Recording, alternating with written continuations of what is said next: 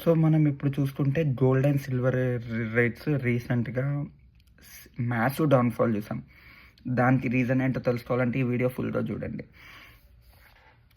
మనము gold almost 10% down వరకు fall చేసాం. అండ్ సిల్వర్ వచ్చేసి 4 లాక్స్ పర్ కేజీ నుంచి 2.5 లాక్ దగ్గర ట్రేడ్ అవుతుంది ఆల్మోస్ట్. సో, దానికి మెయిన్‌గా 3 రీజన్స్ ఉన్నాయి. రీసెంట్‌గా మన తాత హ్మ్, ఫెడ్ చైర్‌లో ఒక కొత్త పర్సన్‌ని అపాయింట్ చేశారు. సో, ఐ మీన్ ఆయన ట్రాక్ రికార్డ్ చూసుకుంటే మనము he was more concerned into dollar development. So, and second reason వచ్చేసి ఆహ్, మన సీఎంఏలో మార్జినైజ్ జరిగింది ఫ్రమ్ 11% టు 15%.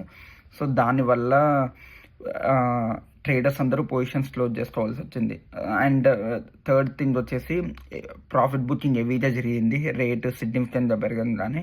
సో, ఎగ్జిట్ అవ్వగానే ఇంకా ఆటోమేటిక్‌గా మీకు తెలిసిందే డౌన్‌ఫాల్ కూడా చూస్తాము. సో, ఇప్పుడు లాంగ్ టర్మ్ ఇన్వెస్టర్స్‌కి చెప్పాలంటే every dip is an buying opportunity. So, మీరు చూసి రీసెర్చ్ చేసి ఇన్వెస్ట్ చేయండి.